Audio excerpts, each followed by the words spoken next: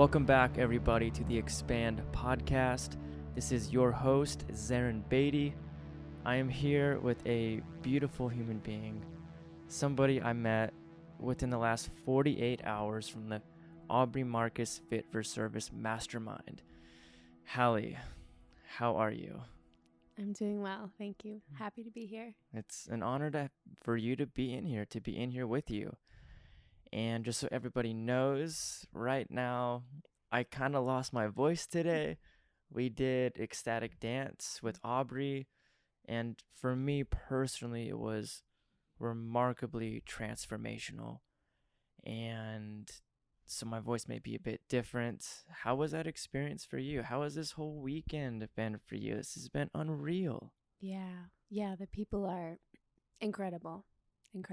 And ecstatic dance was highly emotional, as it tends to be.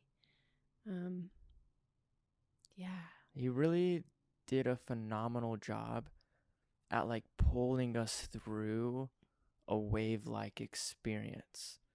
There was emotions from being in the womb, emotions from being born into the world, that first breath of fresh air, being called upon as a warrior, walking your path, loving your tribe. It was such a beautiful way to bring this weekend to a transition.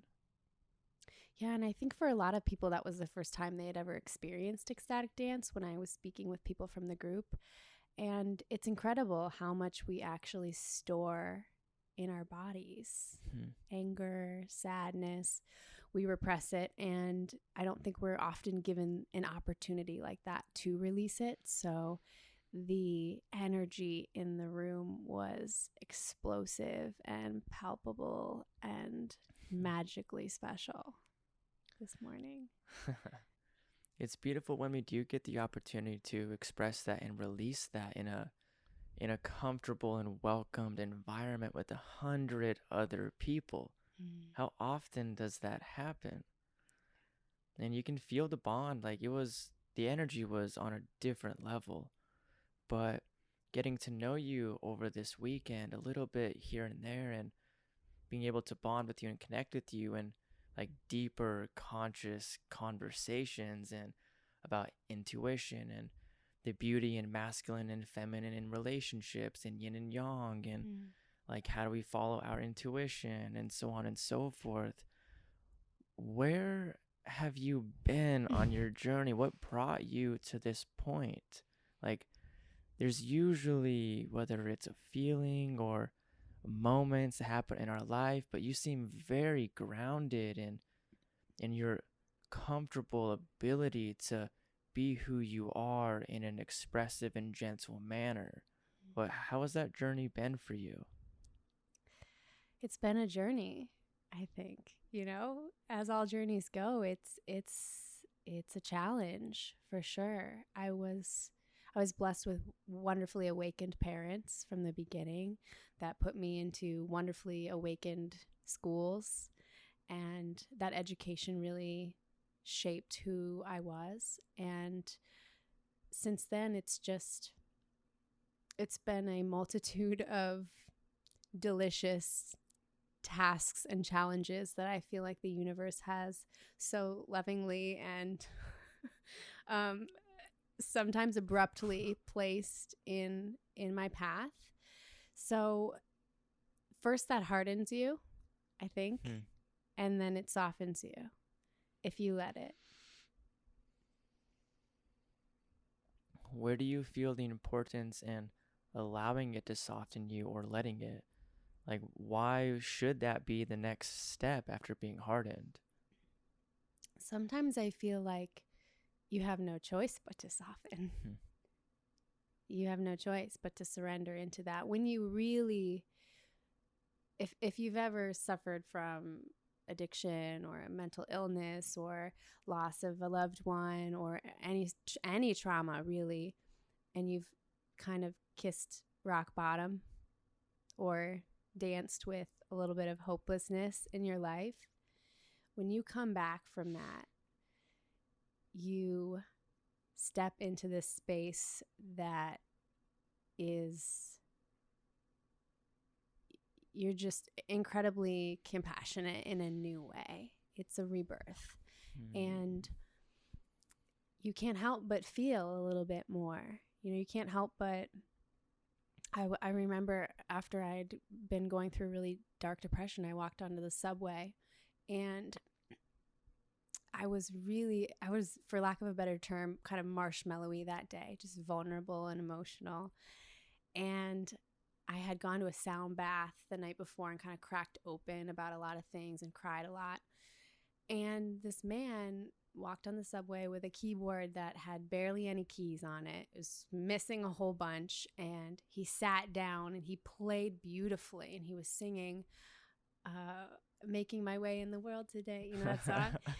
And it was gorgeous. But that happens a lot on the subway where people are performing and they don't, a lot of people just keep their sunglasses on or keep their heads down. And this man finishes his gorgeous song, gets up, starts coming around for tips, and nobody even looks at him. And he stands in the middle of the car and he goes, I just played a song for you guys on a broken keyboard. He goes, y'all aren't even looking at me. And I don't know why, but that moment, because I had just been in such a tender place, I just cracked my I started to cry in the subway. And it's like, how do we get to these places where we're so invisible to each other? What happened? How do we forget so easily? Being able to bring compassion into this discussion through the softening process, it's such, in my opinion, like an underappreciated part of your own evolution, and I think that goes both ways. Like when we become more compassionate about our own person, and it's much easier to become compassionate about other people's journey, because then we can love ourselves and each other in a much deeper related way, because it has to start somewhere, and I feel like compassion is actually the antidote to frustration.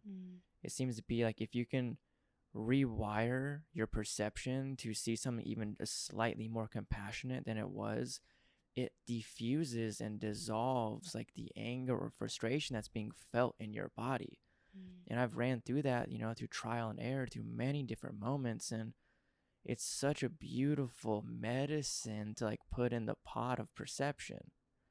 And so thank you for kind of highlighting compassion in general. Yeah.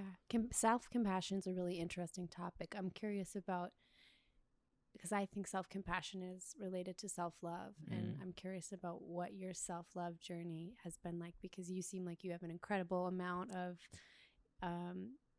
compassion for yourself. You seem very well adjusted and autonomous in so many ways. So how did you get there?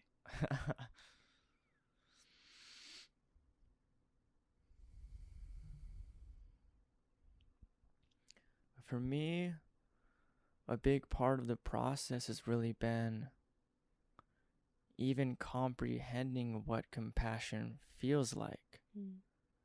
So emotions, each one, although similar, may feel entirely different than another emotion.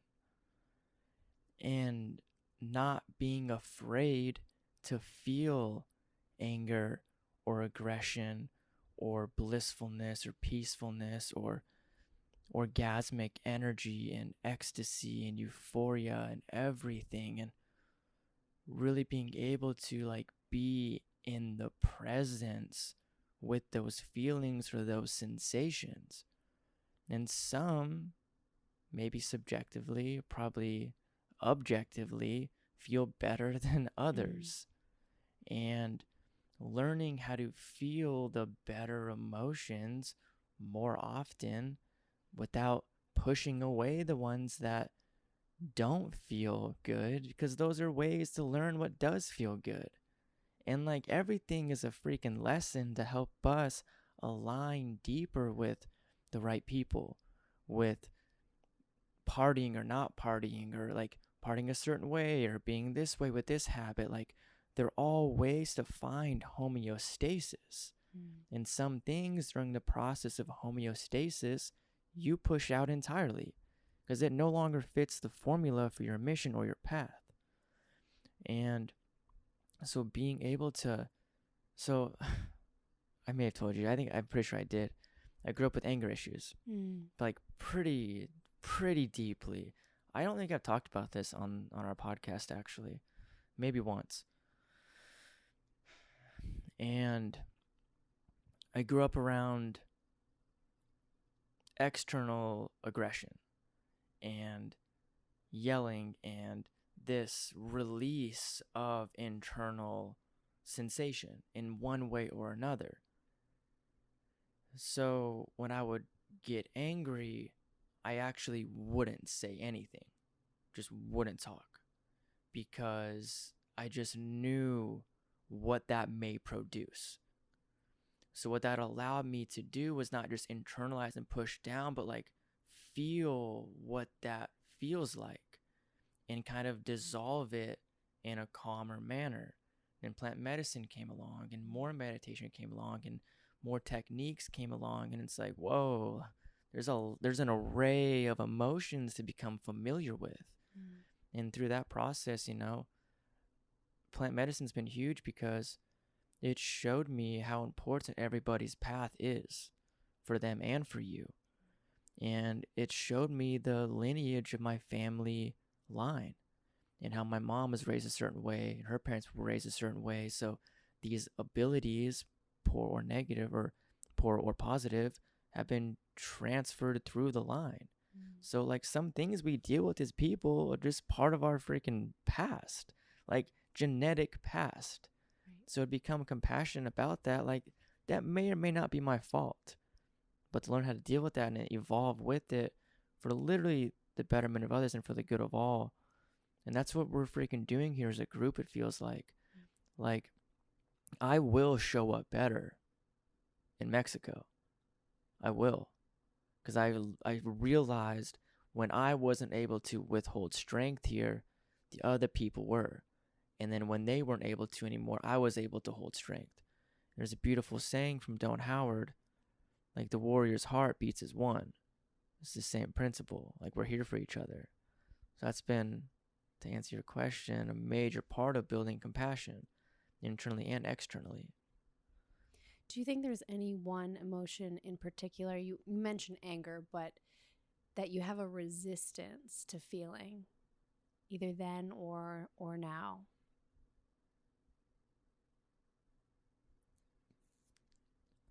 So through the process, naturally, jealousy. Not so much anymore. Not that I won't ever be jealous again, but just have learned how to like build a perception around it. It's like, is this me? Is this them? Like, so I've picked up emotions that aren't even mine, and that's a trip. When like I've had thoughts, it's like, whoa, like this is actually like my friend thinking through me somehow. I don't feel this way. So like learning that too, like what is happening here and what's happening here, and why are we so blended? And consciousness is so not linear; it's multi-dimensional, but. So when you say that you had a friend who you were feeling their thoughts, was there a particular situation? Like, what did that actually look like? It's so funny that like this just somehow switched or flipped a switch in this direction. That's really beautiful. It was more habitual behavior. So I found myself like energetically picking up from the people around me. And that's a major moment where I realized how important our environments are.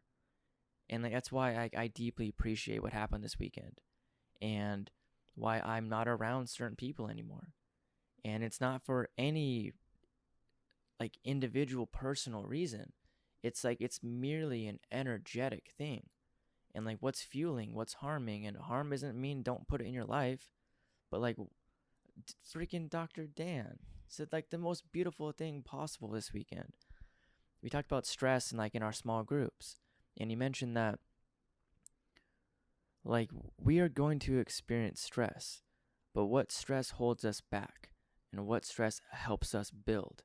It's just like, damn, that's such a good way to like build your relationship with stress. it's the same thing, but like it's also completely different, you know. But just picking up on, it's so cliche, like you're the average of the 5 people you're around, and I know you've heard that a million times.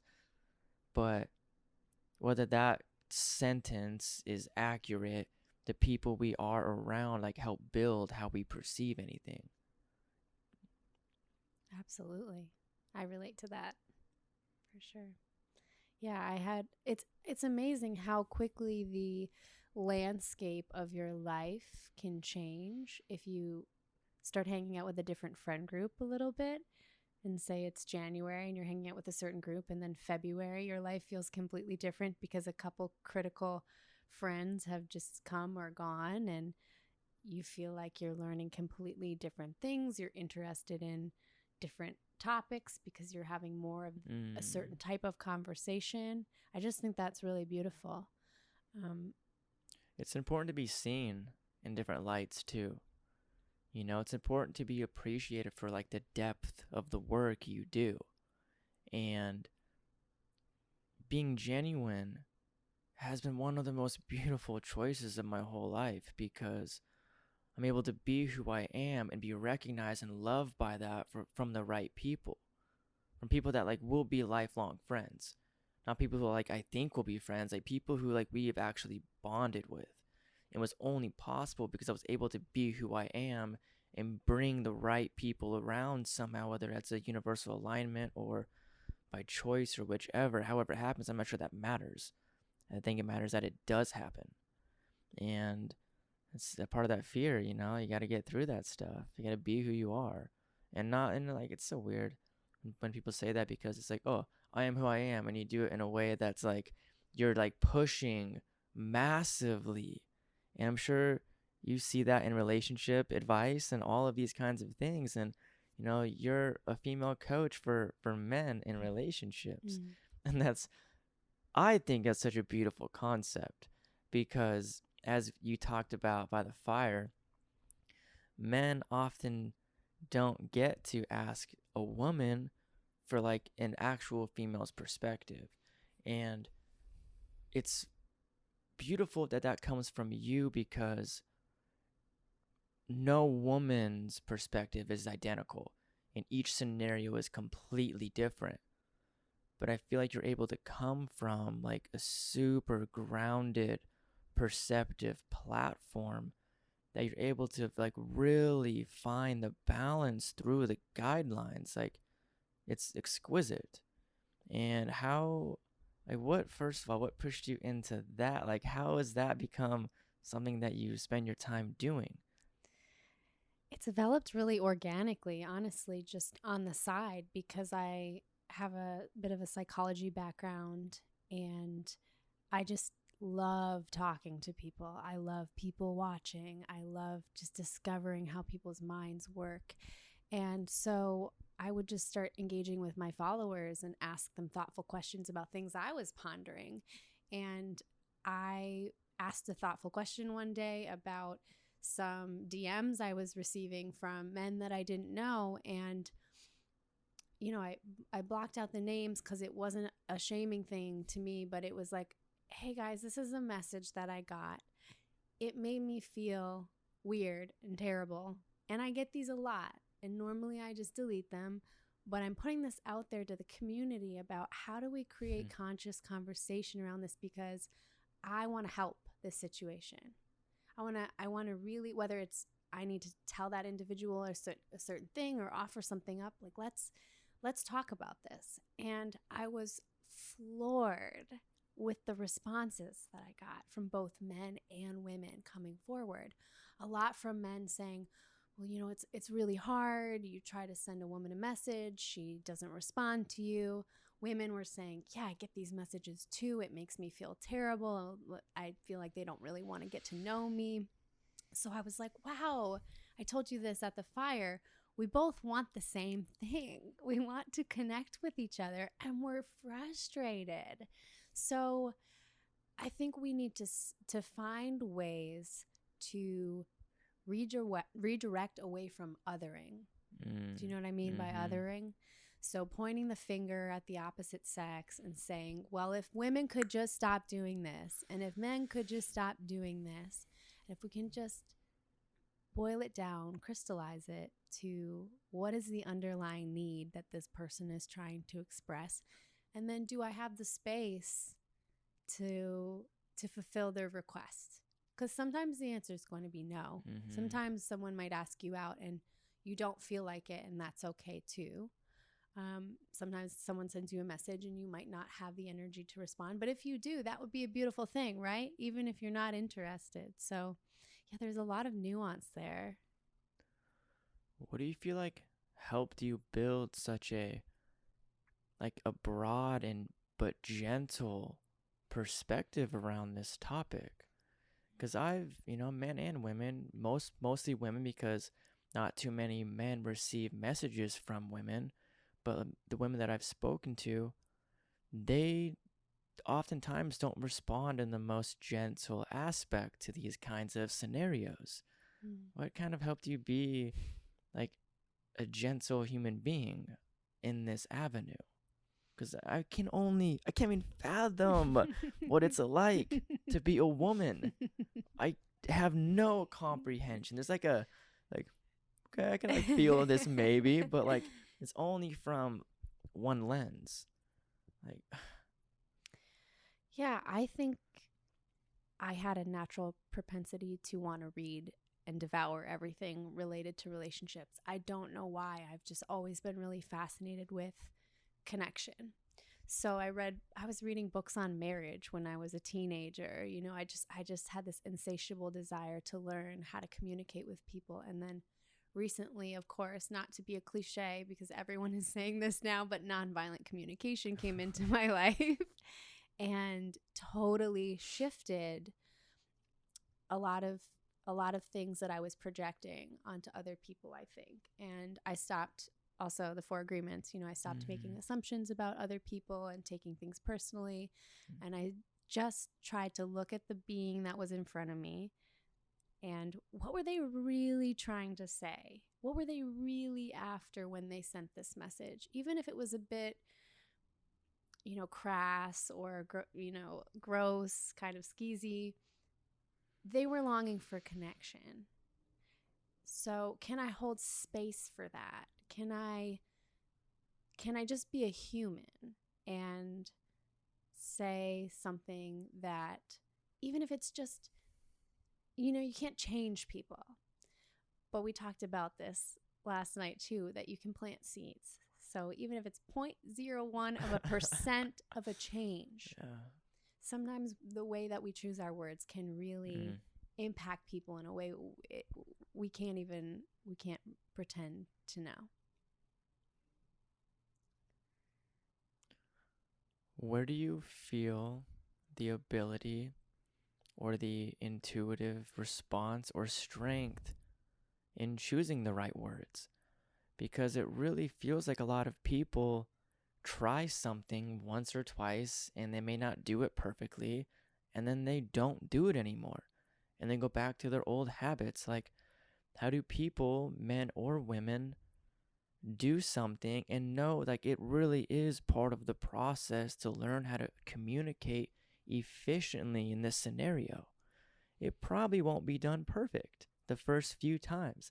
Maybe it happens beautifully the 15th time and then the 45th time and then again, and then that's when you can build like a rhythm from what I've experienced. But how do you feel like people can move through the waters like over time and not just get stuck right here? I think it's like the now, and right now, if it's not done perfect, then I'm never going to do it. Hmm. It's easy to get frustrated in communication, especially if you, like you said, keep sending these messages or keep trying your same tactics and it's not working. But I think if we can learn to tune into each other more, if we can learn to really listen, you can tell how people feel by the responses. And when you send a message or when you have a conversation, stepping forward with vulnerability first, for me, is 100% effective. I have never had one time in my life where I was super vulnerable and I regretted it. Because if you have the strength to let your walls down first, you invite that other person to come forward with their truth. And you don't know what that other person was feeling. Maybe they were standing in front of you feeling like they weren't even good enough to have a conversation with you. So if you open your heart up, you've just effectively given that person the opportunity to be a leader to you or a teacher to you. And that makes them feel a sense of belonging, that same sense of belonging that they were seeking. And that's pretty profound. I'm going to be very cliche. Okay. For the both of us. I'm ready for it. Wait, let me adjust my seating position. That's amazing. Easier said than done. Right. Right? Right. Where do people begin even doing that? If they don't know how to even be genuine or vulnerable, or when they've tried with loved ones, they get shut down and it fucking hurts. Like, where do we go as people from like that point? So I think the answer is twofold. One is doing the inner work yourself. For me, it's been meditation. But coming to a place of knowing you may never, ever get the response from that parent or partner or friend that you desire. And can you be okay with that? Can you take responsibility for your part in that and your decision to still stay in that relationship? You have that choice too. You're not a victim. So I like to stay in my relationships. I like to work hard at them. But I mean, that's one thing, is you are in control of that. And then I would say that in general, so the self-work ties into this ability to really be in touch with our own needs. So that's your work. And then when you have these interactions that are a little bit sticky, we need to then find that strength we've cultivated and say, I'm feeling this way. It's not about the other person. Not you're making me feel this way, or you never listened to me, you this or that. It's this interaction right now. I don't feel connected to you. And I really want to. Do you have any ideas of how we could better be on the same page? So you're still saying the same things, but if your approach is not working, you need to take a different angle. Maybe that's how we plant seeds for the people that you're even saying that to. Because maybe they've never had an opportunity to respond to someone even asking that. So maybe they have no freaking idea how to respond. And it may not be with you, but you may plant a seed for 4 relationships for them down the road, or 14 people messaging them down the road. And that's kind of like the beauty, and like we literally are all connected. And we both have no idea how we are both legitimately influencing one another. Or your words, if I have a recognition like 4 months from now, it's like, word. That's like the beauty in literally being vulnerable and being open, being genuine. And I love that you brought up the word vulnerable, because when you show up and be that vulnerable self, you're able to offer but also receive in a very fluid manner. And for me, that literally boils down to being genuine. Like the presence and the feeling and the vibration of being genuine, not authentic. Authentic has a, like authentic, there's sharpness to even the word. Genuine, it's fluid. It moves, it flows like hone or ohm or home. These words flow, and ancient languages, if you really pay attention, there's sharpness in them, but Where's like this beautiful cursive way to even express? So it goes back to word choice and what resonates and what feels good. Because my genuine, maybe you're vulnerable. Your vulnerable may be Godsy's showing up in like truth and honesty. Mm. Like they all actually mean the same thing. And that's one of the most beautiful aspects of getting to actually know people, because then your articulation broadens my spectrum of understanding of the same concept. So being vulnerable, creating the flow for whatever may happen. What about Yeah. that? What about legitimately being like, I am going to open my heart up, be who I feel like I should be right now, regardless of the response? What comes from that? What is the result of that behavior? It's pretty profound. Yeah. Where do you feel like it goes from there? Where's that transformation leading? I think that that's how you lead by example. You communicate in the way that you hope the loved ones and people around you can communicate, and that creates giant ripple effects. You don't even have to say anything like, oh, I wish you could communicate more using nonviolent communication. You are it. Hmm. And it becomes ubiquitous around you. And in your conflicts, remembering to just, you can't force things open. You can't use aggression to, you can't pry open a flower that's not ready to bloom. A wonderful analogy. Yeah, you just have to be the sun and shine around it and keep unconditionally shining on it, even if that flower is being a jerk. you want it to open. You're like, it's May, flower. Like you're so supposed funny. to open in April. What is going on? Mm. But you just keep shining, and you're not attached to whether that flower actually opens. You just have to. And those are the people around us. We just keep shining. Yeah. What about so bring it back to the sun, or even deeper with the sun concept. The sun's shining on the earth's soil, but the soil is providing that flower with a different form of nutrients. Is the sun getting mad at the soil for not providing the nutrients properly, or the flower not being able to absorb the nutrients? Like this other world that the sun may actually have no comprehension of, but is vitally important to the blossoming of subjective beauty, but beauty nonetheless.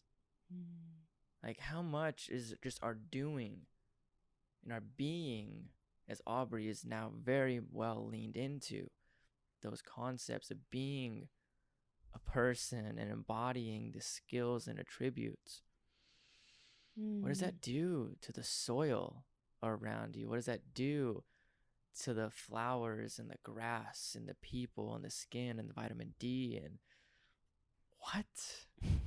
How beautifully intricate. It's all connected. It really is. It's all connected. Yeah. And that reminds me of what we were also talking about. I think we said, would you rather be connected or would you rather be right? And we have that choice to make whenever we're having an interaction with someone. And our egos want to be right sometimes. And we're just like, but they're so clearly wrong. I hear that advice, but they're so clearly wrong. And you just have to keep coming back to like, what is important to me? This is a person in front of me who, in their own way, in this interaction is suffering. They may be totally pretending like they're not. They're blaming you for something. They're acting cool, but they're suffering. There's something inside of them that has been completely triggered by whatever has occurred between the two of you. So if you can just focus on that and say, they're afraid. I'm afraid in this interaction. I'm also saying things probably that I need to check, but they're afraid, I'm afraid. So how do we change this into they're in love and I'm in love? And that takes patience and a lot of practice. And perhaps the building of strength without ability. It feels like even abilities should be strengthened, whether that's compassion or mindfulness or discussion and communication, listening. Such a huge one.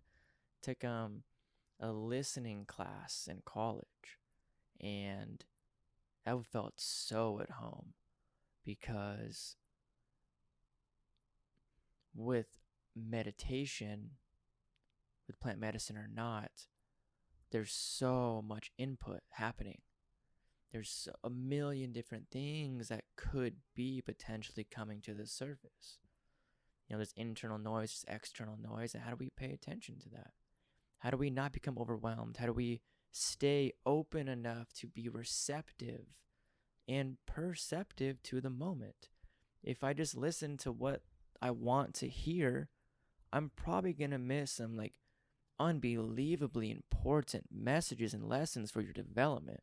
These subconscious things that are literally roaming the area for you. And it's been difficult for me to be that deep in that way and keep a one-track mind, because I'm super open, super fluid, but also super driven and focused. But driven's actually the wrong word. I don't know what I describe it, but on path.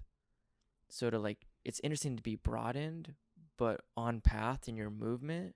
And that's been definitely a dichotomy in my own perception as it broadens, Yeah. I mean, I think it's a mental training to stay present during an interaction, during a conversation. And my practice has been sometimes I feel myself leaving a conversation, or we think of an interesting, talking point. We're holding on to it and we're just repeating it in our own head, be I wish they would finish what they're saying. Hilarious.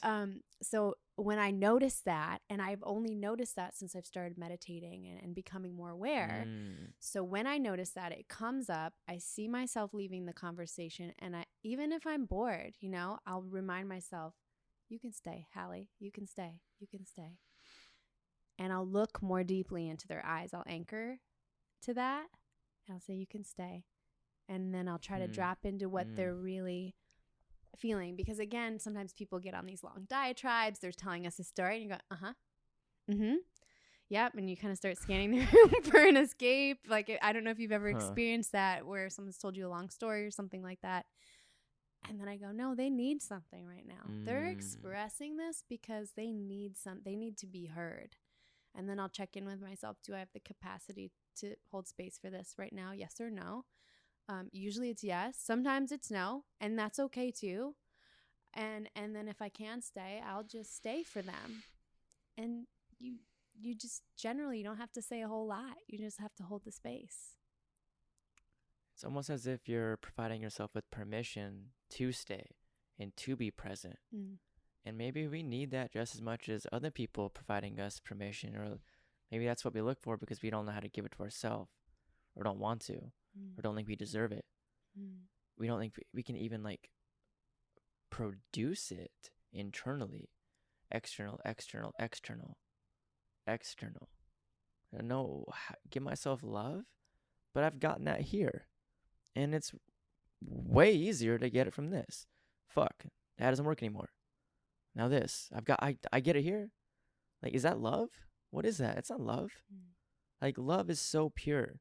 Love is so effortless. Love is so natural. It's so natural.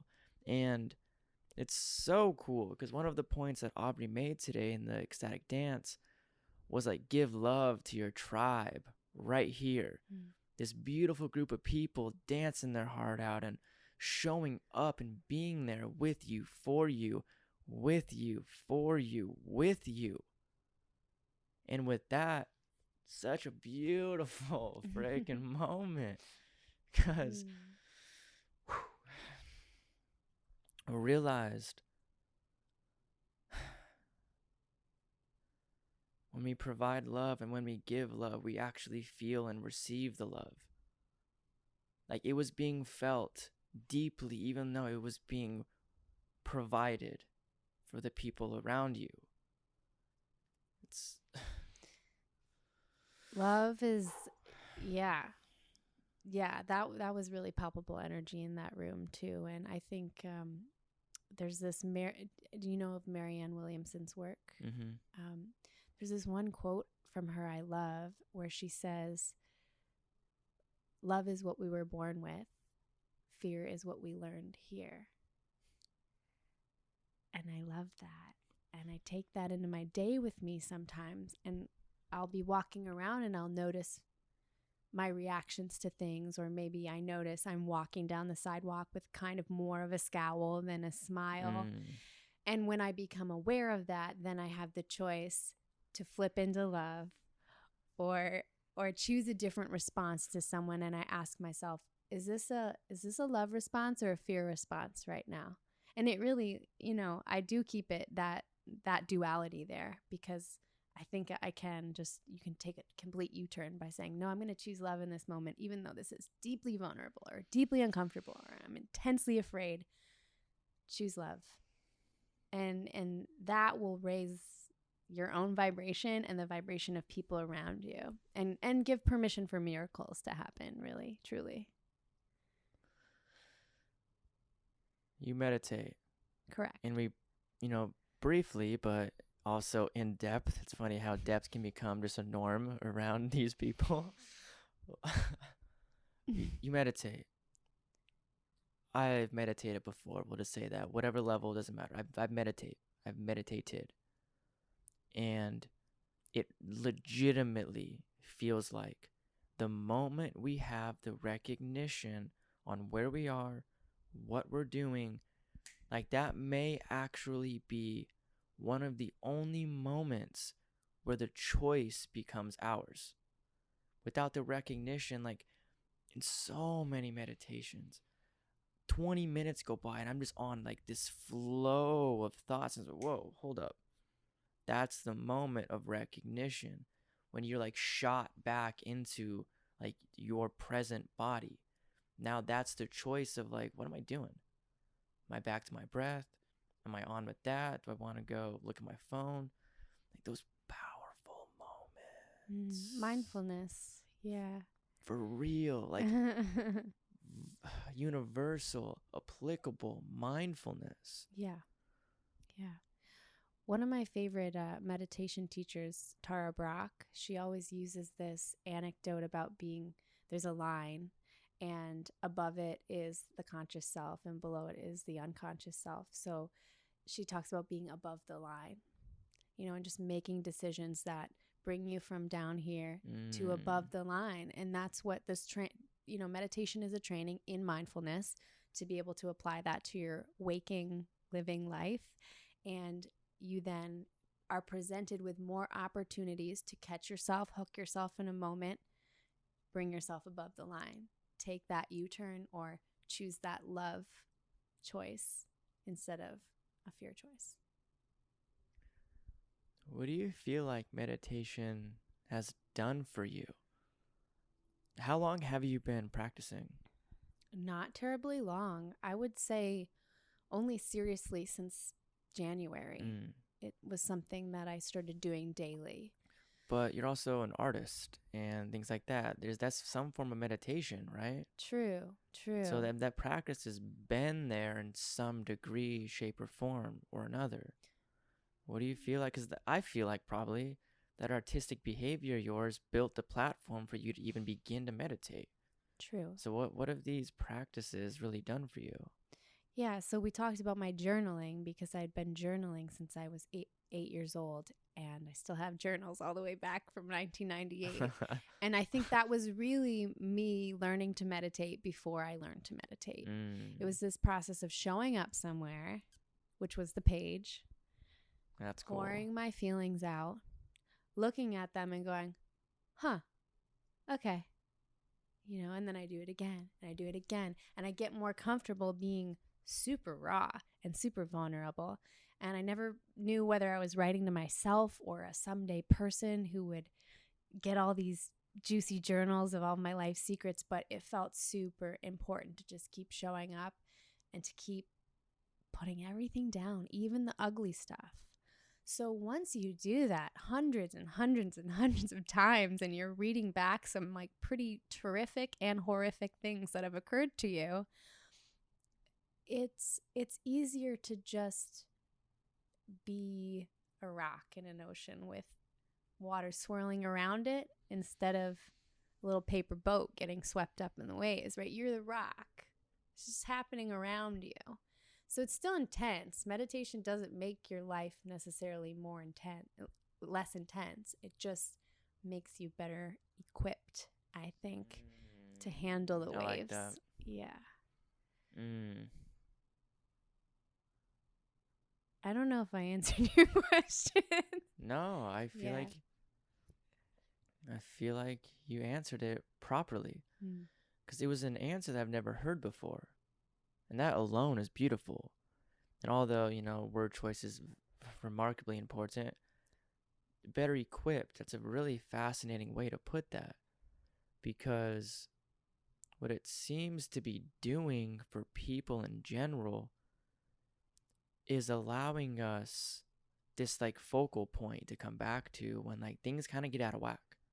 And it's probably why literally most traditions involve the breath. This is like a focal point that goes with us wherever we are. Like, you don't gotta be anywhere. You can be anywhere. You have to be in your room. You have to be out on the beach.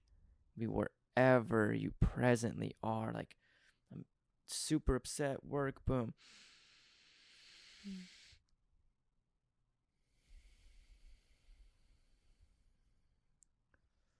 There's a focal point that's able to maneuver with you.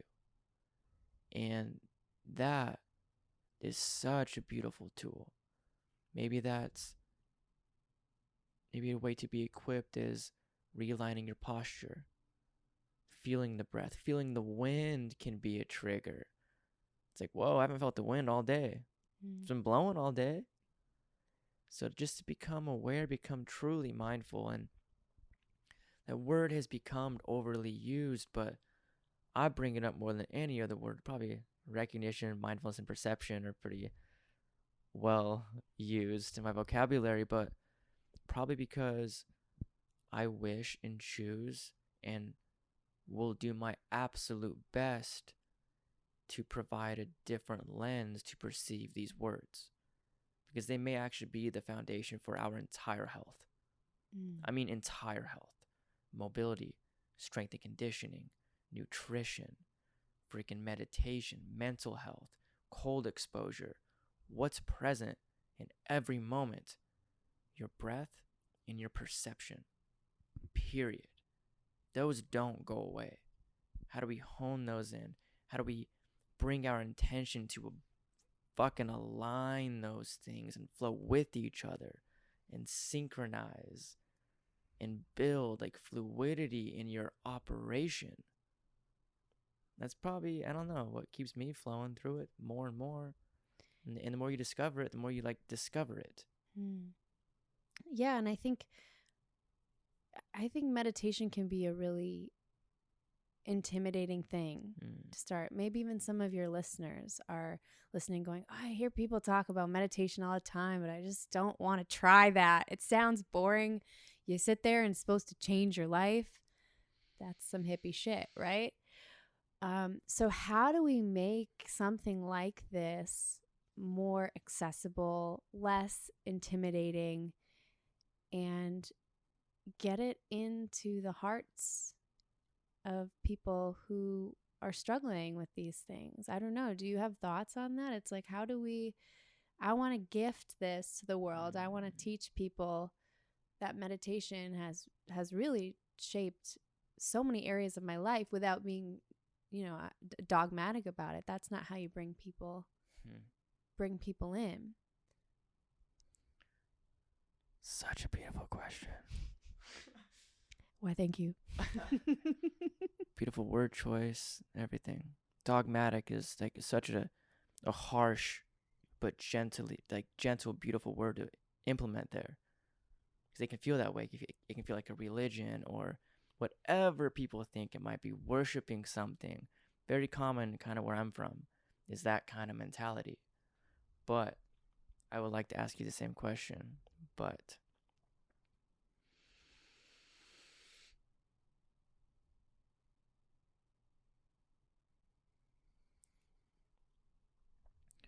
essentially, meditation for me and for the people around me, from what I see, has literally been doing what we do every moment of every day, just a little bit differently. Just a little bit differently.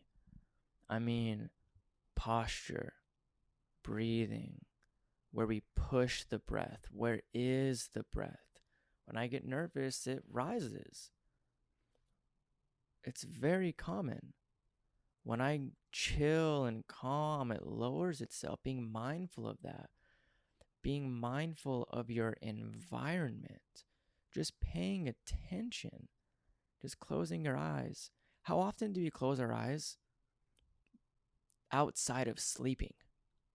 I've thought about this a lot. We don't very often shut our eyes unless we're sleeping. There's something probably pretty wrong with that. Because if you notice, when you do, you're able to hear things more clearly. You're able to feel your environment differently. If you're outside, you're able to better hear in 360 degrees around you. You hear all day long. Can you do it slightly more mindful? Can you just hear in your office? Damn.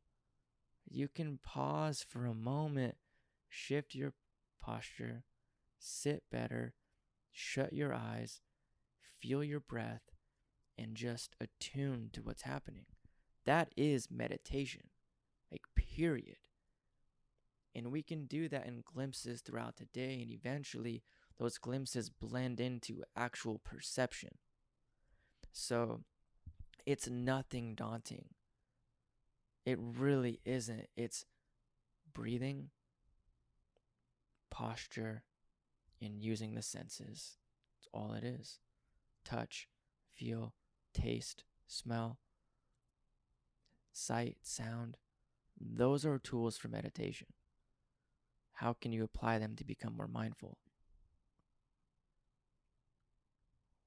Would you, from your background, from a feminine perspective, you can become more mindful of things than I will probably be able to experience.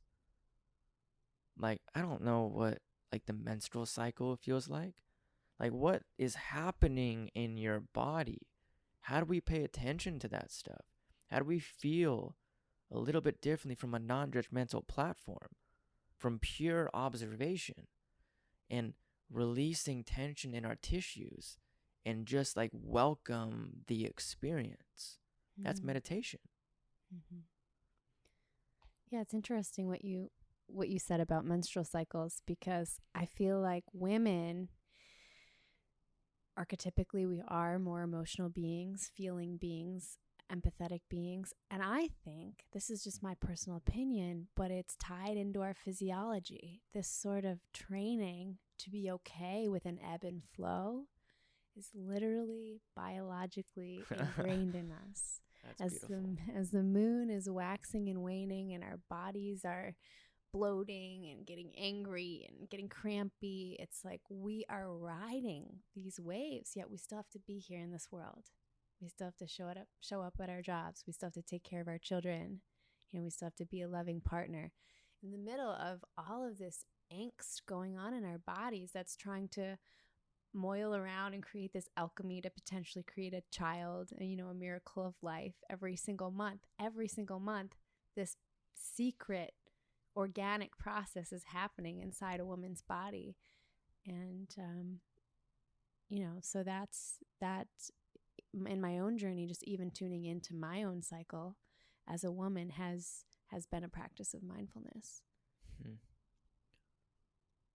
how has that benefited you? What would you be able to provide for the women tuning in to this episode? How would they be able to become more mindful by just going through what you're going through? Mm. Doing what you do every day slightly differently. Mm. Yeah, I mean, if you have no experience with mindfulness, I think it can seem like a really daunting task, but even, something you do every day, like for example, taking a shower, you could turn your time in the shower into a meditation. You can close your eyes, like you said. Instead of blasting music, maybe you just listen to the water. Maybe you just let the water fall on your skin. Maybe you feel what it feels like to have warm water versus turning it a little bit colder and feeling how that excites the cells in your body. I mean, that's a meditation. That is waking up. So there are countless ways, you can even eat something more slowly and more mindfully, and you don't bring your phone to the toilet. Just like enjoy going to the bathroom and that process of cleansing, so that just day-to-day moments before you get in your car, you sit down, you get behind the wheel, just don't turn the key yet. Just sit. Just take a pause. Those 30 seconds aren't going to make or break your day, but those breaths that you take when you sit there might make all the difference. It's so simple. I'm going to offer an interesting piece of perception that I've experienced. Getting to a location in my vehicle and just patiently just sitting there is actually one of my favorite things to do. It's like upon arrival, and now we have arrived, and boom, I'm able to just literally be without worry. But there are parts of me when that happens and I kind of snap back to reality, as some may say, it's like, oh, fuck, I just wasted 10 minutes. Oh, I should have gotten out. I could have done this. Like, these cycles kick back in no matter who you are. No matter who you are. It's not about those never happening. It's literally about how we manage or deal with those when they arise, when they arrive to you. And you'll probably realize the more open you become, the more receptive you do become of information, the more thoughts may actually come in. It's kind of a side effect. But once you open that pathway and you're willing to be in that realm, in that world, like that's where the progress really begins.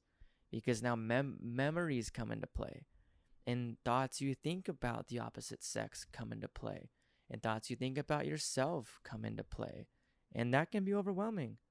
So how do we just like move and shift and allow things to bounce off us and flow and not attach ourselves to anything? Allow it to literally come and go, to ebb and flow. And for people who that's maybe a fear, they don't want to open the door because of the floodgate, and then they'll know they'll deal with trauma, insecurities, everything. But usually things don't hit you at the same time. And that's a big misconception. It usually is a process, in your subconscious mind or unconscious mind or higher self is pretty intelligent, and it knows what to provide you when it should be provided. And it really is just about paying attention and being willing to look at it. Yeah, I think that is a fear for some people, though, what you're saying about kind of opening Pandora's box. And so there's some resistance to doing that inner work or beginning on that inner work. Or maybe some people feel like, I don't want to do it wrong, so I'm not going to do it at all. I don't want to try meditating because I know I'm going to not be able to sit still or shift around, or I'll have thoughts come, or I've had thoughts come. I tried it once. It was too frustrating. Well, I think that that's okay. In my opinion, thoughts are not necessarily there to be pushed away. I mean, this is so cliche because we talk about this all the time in meditation. You let the thoughts come and go like fish swimming past you in the ocean, right? But if you're not even there yet, because some people are like, I can't do that. I don't even know what that means. That's too far of a stretch for some people. So I would say just sit there and ask yourself the question, how am I feeling? Where do I feel things in my body right now? What is my body saying to me? Maybe you feel a tightness in your hips. Maybe your throat feels constricted and you didn't even know. You're walking around all day with this lump in your throat because your boss said something that made you angry and you tamped it down. Maybe you're holding some stress in your shoulders. That's where it begins. You don't have to sit, in full lotus and go for an hour without moving. It's just a check-in with yourself. 5 minutes, set a timer, just with the intention that I'm going to be kind and I'm going to open up the floor to my body to let me know any messages that I might need to know today. And that's how you begin. Just open the door. Say hello to yourself. I promise you're not as scary as you think.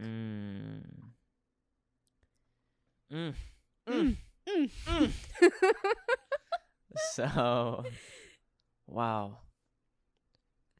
For people who have been able to listen to every single one of our episodes, which people have, and I know a vast majority of you, so I know you're listening right now, and thank you so much. You are so deeply loved and appreciated.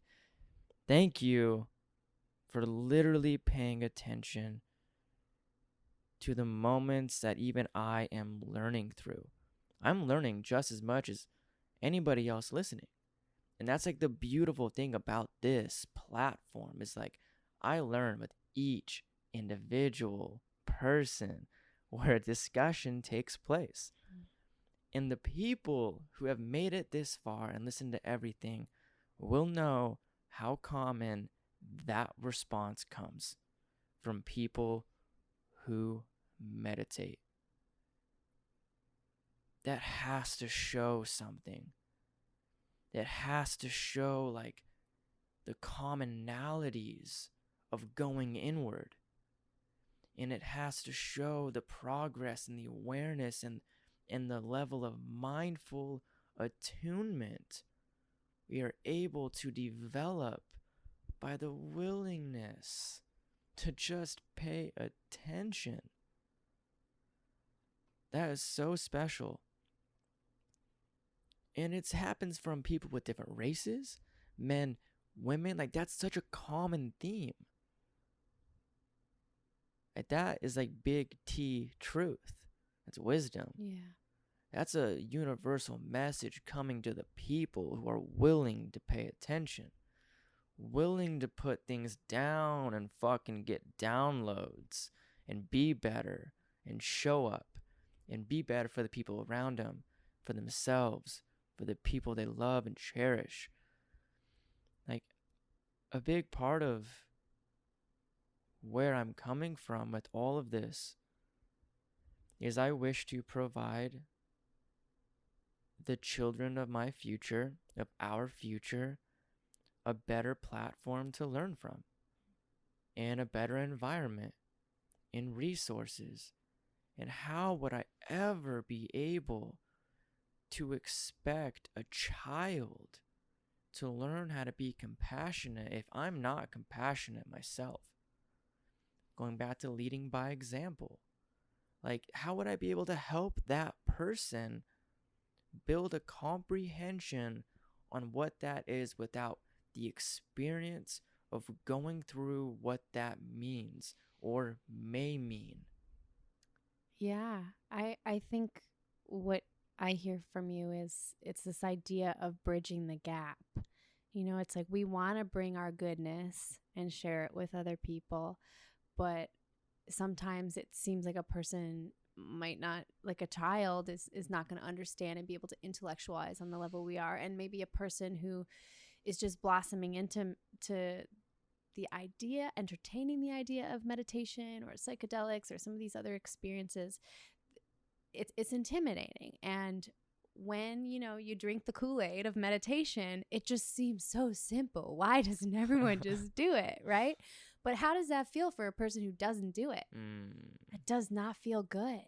You feel like you're being talked down to, or you're missing out, or you're less than. And guess what? When we come at people that way, we're not helping. We're not helping. So to bring ourselves back down, to meet a person on the bridge where they are, not try and get them to leap over. We have to use their language. We have to stay present in the conversation to actually be of value to them and make sure we're just not serving our own ego by saying the things that we feel like saying and delivering to them because we know them and we feel so good. What a common concept. What a relatable concept. Whether it's something we've done to people or something we've been around or experienced or been around people. I'm sure a lot of people get turned off by really healthy things because of the person who's fucking telling them about it. And that's so unfortunate. But it's also a planted seed in a weird dynamic. But then it goes back to attachment of that person. Now they're attached. This concept means this instead of actually discovering what that means for them. And that's one of the biggest freaking things I've learned through plant medicine is literally when I was allowing other people to perceive my perception for me. And that does not mean don't learn from what they do, who they are, what they've been through, but provide their perception with an open perception. Know that in order for us to truly comprehend something, like we should be going through the experience. Doesn't mean I'm gonna go do meth because I need to learn what that's like. Because I've learned from a lot of people that probably shouldn't be in my body system. So it's situational. But what do you feel like the roots are to bringing that communication to people who may not be open or accepting, or literally for our future species? Like what are the roots, the nutrients, the concepts that bridge the gap between a realm of expertise or familiarity and somebody who should potentially be knowing about it? Or maybe they're just a person that just being having it around them is like the proper introduction. Children who grow up around like crystals or meditation, like that's their environment. That's what they kind of know. They're not going to judge that kind of stuff. Like, oh man, our environment just means so much. How do we literally bring messages to people? We're doing it right now, I think. Just expressing what's true for us, putting ourselves out there, being brave enough to be in front. And sometimes when you're in the front, you get pelleted by some arrows. That's what being a warrior is. We talked about that this morning with Aubrey. It's one of the best things Aubrey's ever said. At the Aubrey Marcus weekend in LA, I asked him a question, and that was his response, is like in order for you to lead, like sometimes the people in front take the most arrows. And it's just like mic drop. Of course there was more to his expression, but doesn't mean we're not afraid to, right? That's part of vulnerability. It's like you just show up anyway. You push through your own resistance, and you don't know how a person's going to react when you bring them something. It could be something in your mind. You think this conversation is going to go so well. You're just going to talk about lunch or something and things just go way south. It's happened, right? But we stay. We choose love. What would you refer to as that why? That reason, that compass? Because it's the only thing that makes sense. I think we don't know what's going to happen after we go. We know we're going to die. That's for sure. But treating people in a way that's unkind doesn't feel good in my body when I experience it. It doesn't feel good. My cells don't feel good. My heart doesn't feel good. So why would I want to spend the rest of my time on this planet, however long or short it is, feeling unwell in my body when I can be lifted by giving and by expressing loving kindness? You've seen it. I mean, have you ever gone through a checkout, a grocery checkout, and just looked the person in the eye and asked them how they were? And that's probably the first person all day that actually acknowledged them as a human being. They probably gave you a coupon or something. They were so excited. They were just, thank you. I'm actually, or, it's been a long shift or something, like just some sort of an acknowledgement. And you walk out, you've got your groceries, and you've left an impression on that person. You have raised their vibe by, again, 1% or whatever it was. And it was no sweat off your back. What a joy it is to go around the world and have that kind of privilege to do that for other people.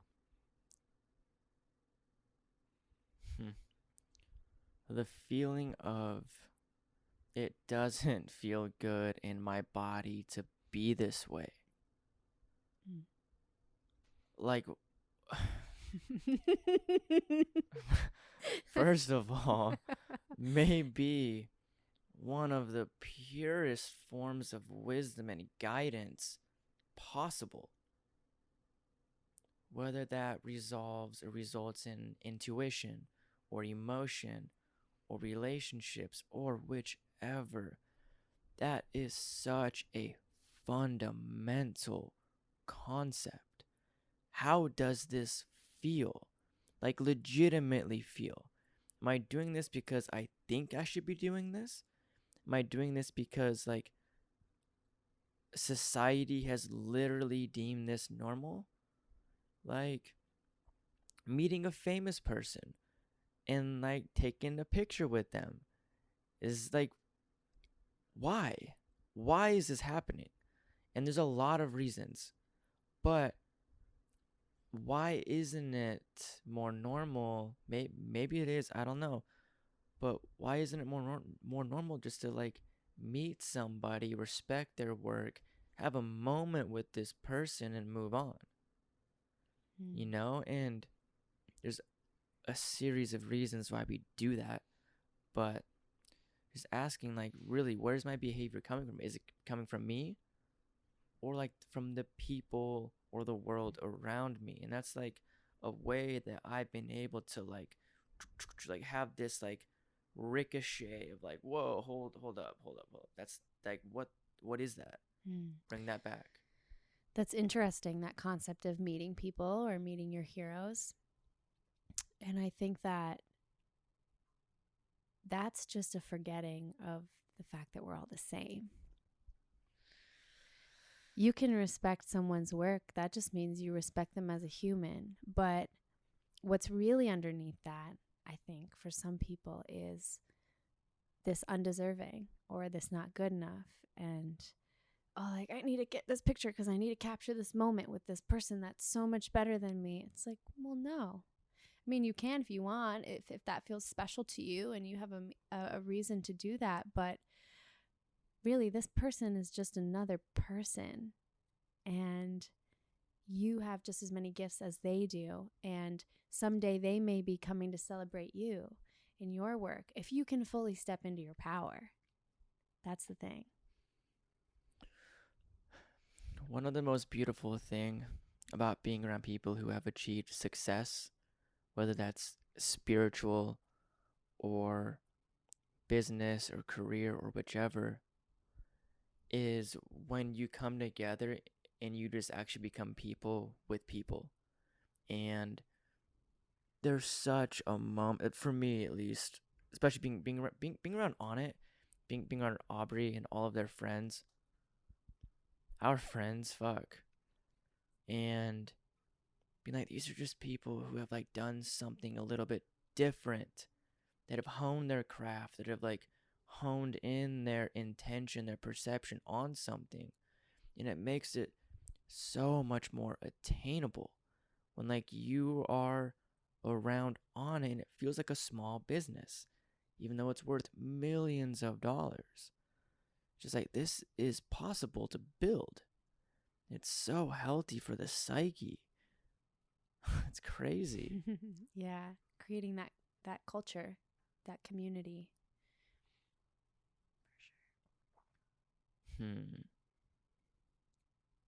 Before we wrap this beautiful discussion up,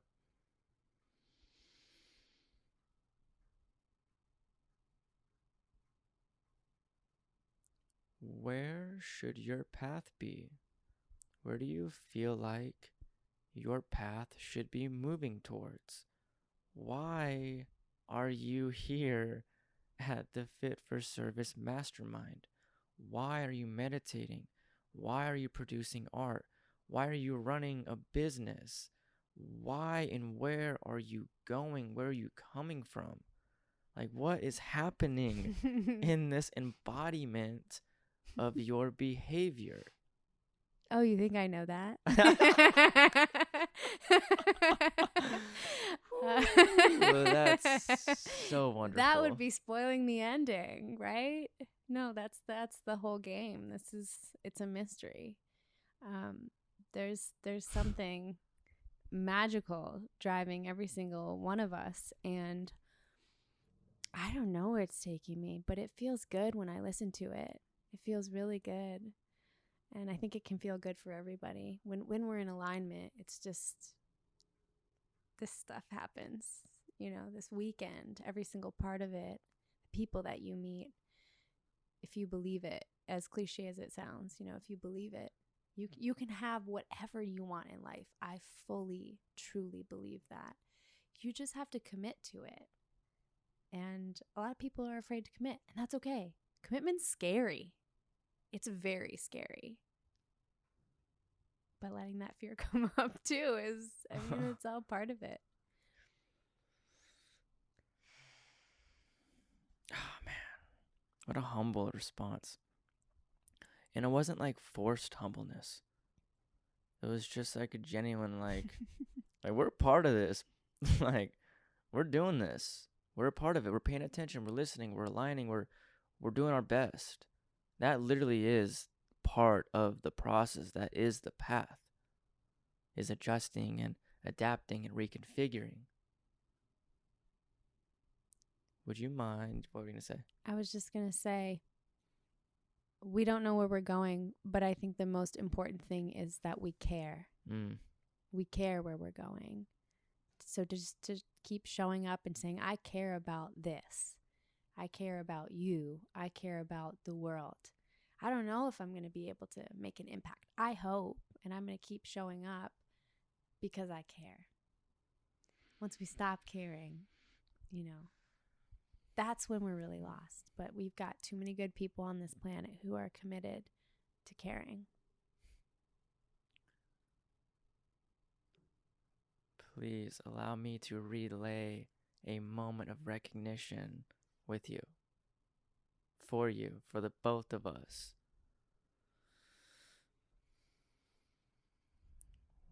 What do you care about? And not what do you we care about from here up. Like, what do you care about? And for me, during the moment of that recognition, it's like, what the fuck do you care about? Like, what do you care? With every moment and present awareness of your cellular makeup, do you care about? I care about connection. I care about helping people feel seen, because life is tough. It's painful. Shit's going to come at you. And sometimes you feel like you're all alone. And I've been there. So if I can take away a little bit of pain or just absorb it for a person, because I've been training for that, to be able to absorb it. I'm not going to take it on, but I'll take it, I'll hold it, and I'll get rid of it for us if I can. If I can. can't always do it. I have to be real about that too. But I don't know if there's anything else out there. I'm sure there is. We'll find out at the end. But if there isn't, at least I can say I lived in a way that I thought had integrity. And that was because I cared about helping.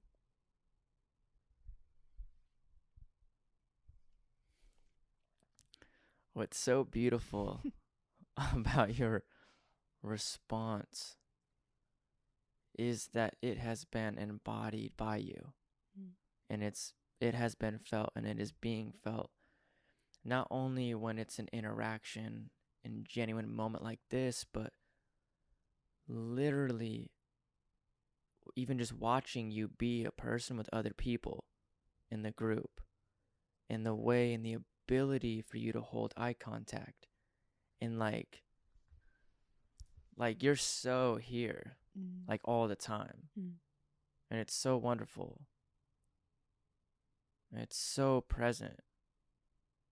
Like, you literally do embody care, or the ability for caring. So thank you for showing up. Thank you. Thank you so much for having me. This has been really special. Without a doubt. Would you mind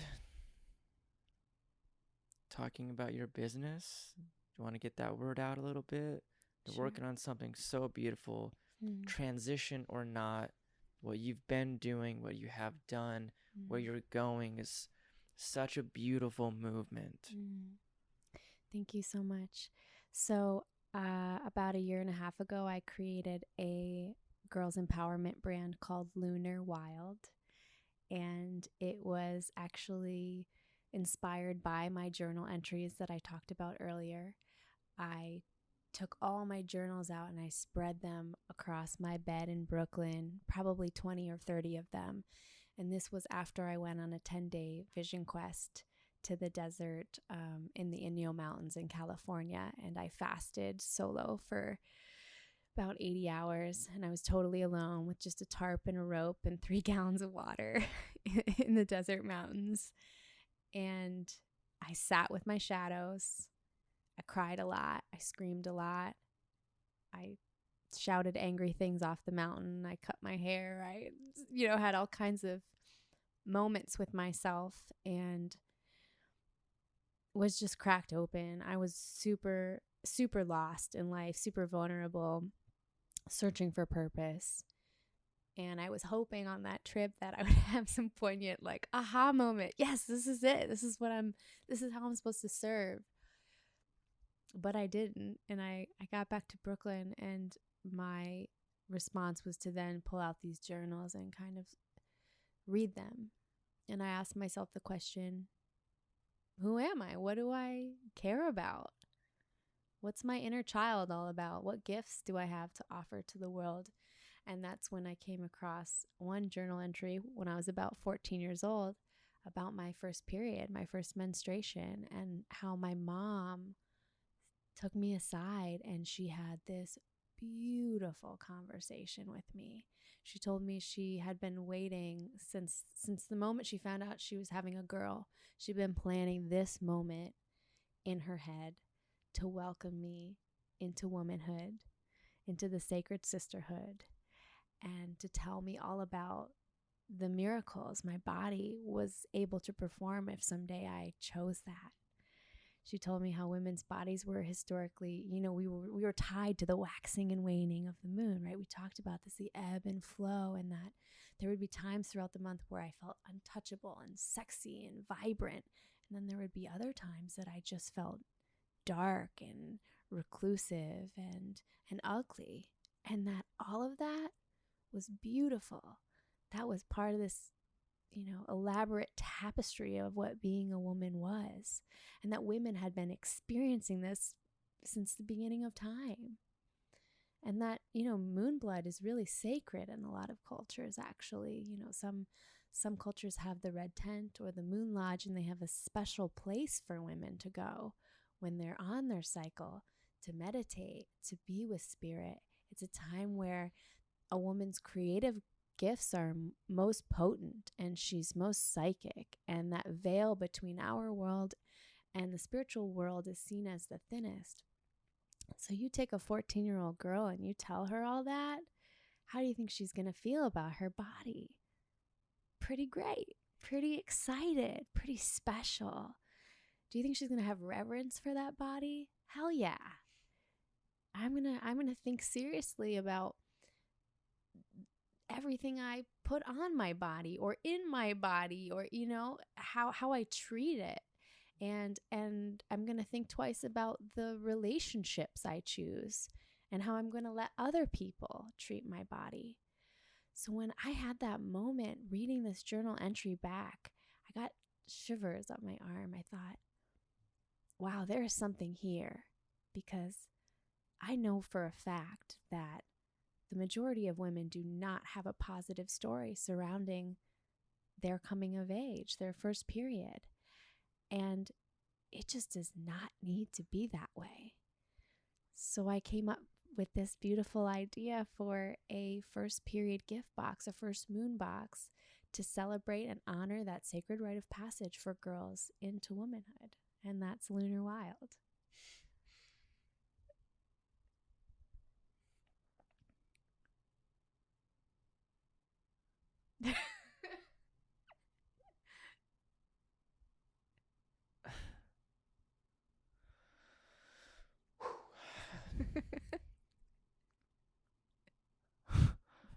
The beauty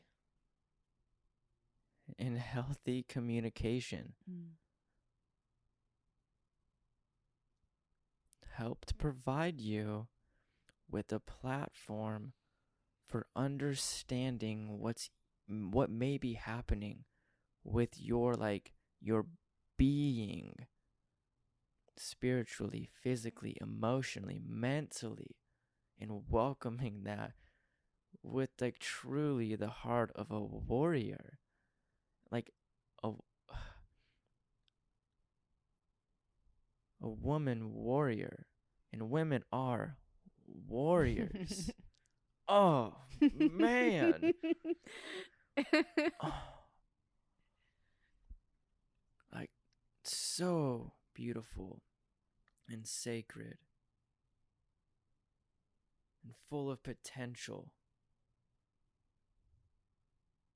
and essential and beneficial for our communities and environments and ways of perception and being and comprehension, and that beautiful yin to the powerful, strong force of yang, and equally powerful within this beautiful, silent, just grounding pull of gravity, this anchor in planet Earth and energetic realm. Whereas to the yang just fucking wants to get out and just go and move and explode. The woman energy, the feminine presence, is able to provide a strong enough gravitational pull to hone that back in. There's this beautiful pull and play, and one morphs into the other, then one morphs back, what true Eastern philosophy means. They are polar opposites, with each one representing something of the other in it. Yeah, and absolutely. I think that Lunar Wild for me was less about just creating first period boxes and more about bringing the masculine and feminine energies of the planet back into balance. Because I saw this poignant moment and I thought, if we can just get to girls before their confidence starts to fall flat, before they feel strange about their bodies, before they allow all the messages to infiltrate them and start affecting them, if we can give them that boost, we can create incredible ripple effects in the entire system. It can send shockwaves across the planet just by empowering these girls coming up. So wonderful. It's so wonderful that your 14-year-old self provided you with this recognition. You're like literally documenting something for your future being. And good for you for paying attention and going out into the desert and upholding the grounded ability to like willingly do that and like work through it, even though that the recognition of what was hoping would come wasn't in that moment. But that moment like legitimately provided you with the opportunity for the recognition to take place. May I ask, I don't know if you have to purchase this to find out. I'll find out right now. May I ask like what's involved in the box and like why you chose certain things to put in? Yeah, absolutely. So the box, I created it to be like a celebration in a box. And it's like a treasure chest full of everything that she would need to feel prepared. And I often tell parents the best time to get this is before it happens. So you can sit down, you can go through the items together, you can look at them, you can ask questions, and then it's just there. You know, it can be up in a closet in a bedroom for when the time is right. But I, of course, included everything in the boxes from a female run company, I should say. They're products that I've tried myself. I've curated them, and I've actually created personal relationships with every single woman whose product is in the box. Personally, I know them by first name. So that's pretty special because I also feel like I'm supporting small business and I'm supporting women in business. But we have menstrual products in there, and it was really important for me to have all organic menstrual products in there. And then I have reusables because, of course, I wanted to watch how feminine hygiene industry has really been making quite a negative sort of impact on the planet. And so I included a menstrual cup and a cloth pad so that if they choose that, that might be a great option for them, because a lot of girls, when they first start their period, they just get whatever their mom uses. So they don't get to try these things. But now it's 2019. We have all these options for what women can use to manage their period in a way that works for them. Again, this is about taking control of your own body, you know, tuning in what feels right for me, becoming autonomous. And if we give girls those tools when they're young, I think that's incredibly powerful. So that was really important to me to include. Then I have a girl's guide in there with some of the things we talked about with other cultures, sacred rite of passage, how to use these menstrual products, how to tune in with their bodies and maybe keep a journal, a diary about what they're experiencing. Then we have, you know, bath salts with rose petals. We have chocolates. We have an Amazonite stone bracelet with mantra cards, little cards for them to read. It's a fully packed self-care kind of explosion of fun and joy and gifts.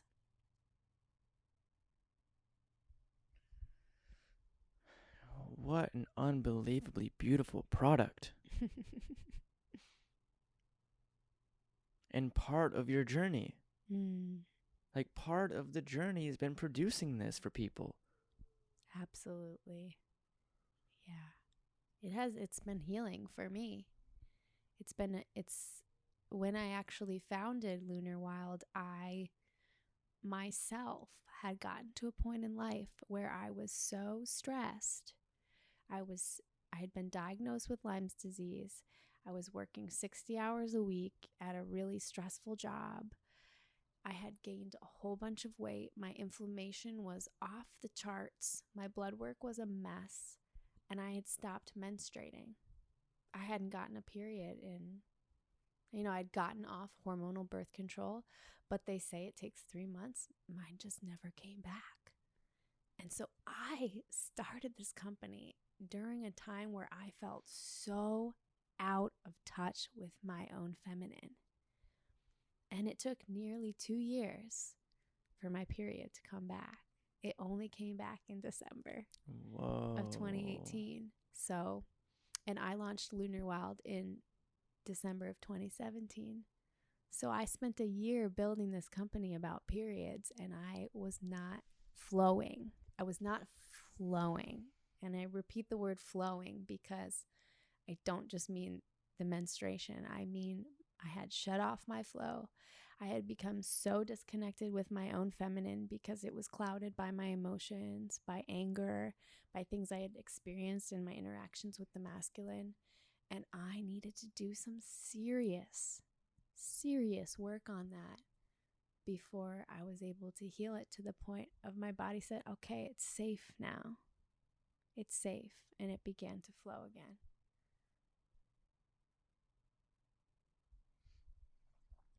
What an amazing story of like pure strength and ability and perseverance and reverence. One of the words Dr. Dan used.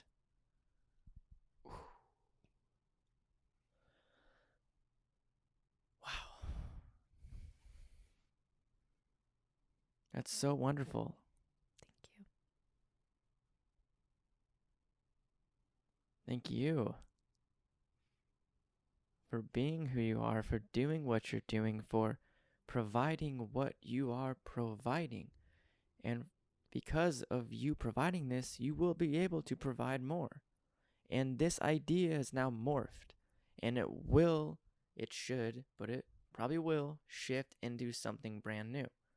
Because this is like literally writing a chapter of a book. Now, like, it's done, it's moved, it's been put down.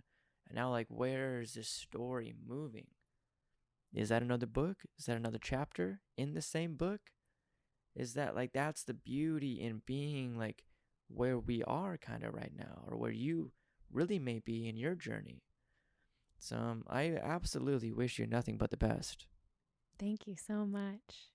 This has been such a pleasure to talk to you today. Yeah. Dang. Instagram, website, go. My personal Instagram is Hallie, HALLIE_Rosebud. And my business Instagram is at Lunar Wild. Our website is lunarwild.com or firstperiodgift.com. Okay, last thing, sorry. So I noticed website pictures on your website.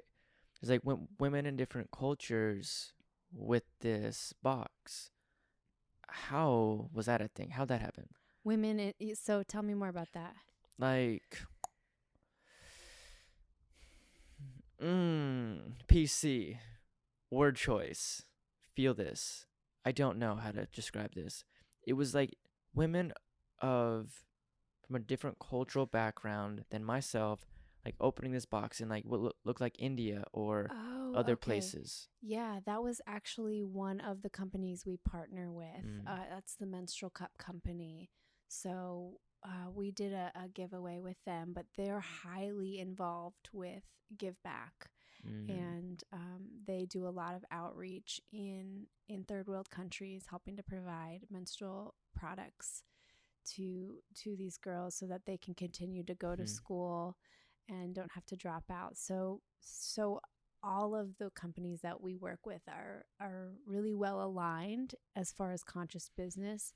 It's really important to me to choose and support other businesses who are on this walk with us. The beauty in you being able to like patiently and consciously do that is enormous. And we'll talk more about what I'm about to say after this, but we're producing something right now very close to being released, everybody. Wait for it. Stay tuned. It's beautiful. That we've taken months upon months upon months to find fully biodegradable products, 100% compostable products, working with companies that really do walk the path and align. So I respect that so much. I actually don't even know how to put that into words. It's so beautiful because that's actually what pushes the world forward. Mm. Yeah, someone said something, you can vote with your dollars, right? So what that means is you just invest in what you believe in by supporting the people who are doing the work that you care about. Word. You're beautiful. Thank you. you. Thank you so much for having me. You're exponentially beautiful. I've actually never put those two words together before. Wow. It's a brand It's new. increasing by the moment. By it's the moment. Just it's an overwhelming graph.